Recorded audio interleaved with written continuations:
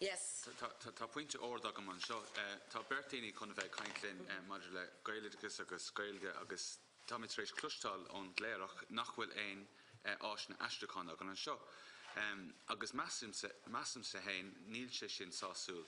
Níl sé sásúil muna bhuilimidne an nán dailál leis an ábhar sin trí Gaeilge, más mín leis na caintóirí sin dailál trí Gaeilge, agus níl sé sin ceart, níl sé bunreachtúil i mthuram, agus níl mé sásta lei sin, agus níl agam bhfuil freigra agatsa inis, maidir leis an ábhar sin. Tá náir ormsa mar bhil an dáil maidir lei sin freisin, agus níl agam bhfuil éon barú ag na dtí sin is tóca is an job agan chun déanamh. Chairman, I'm just very upset that there are people here concerned about Gael Scoilne and Gaeilge and missions and Irish language issues, and we do not have translation facilities. Yeah. In my view, it's a breach of our constitutional duties, actually, our constitutional obligations, in terms of the language being the first language. And I think I was absolutely shocked to find out that that can't happen in this room.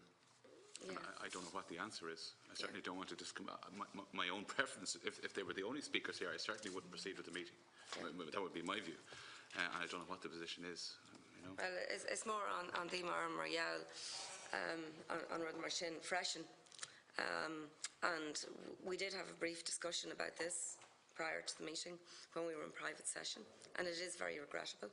It should not happen again, that people who wish to make a submission before any of the committees, in my view, in our native language should have the opportunity to do so.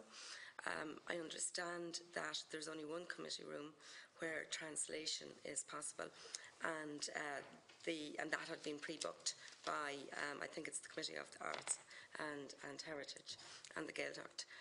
So it's certainly something that in the future we should ascertain and make sure it does not happen. We have to afford that opportunity.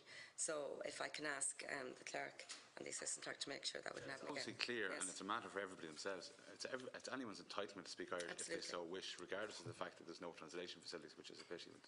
That's the position as well. Yeah, I agree. But to be fair to Cartagena, they did agree that they would make the statement in English because of that, but that we would publicise the statement in Irish on the website. So I think a compromise was reached, and I do absolutely appreciate that.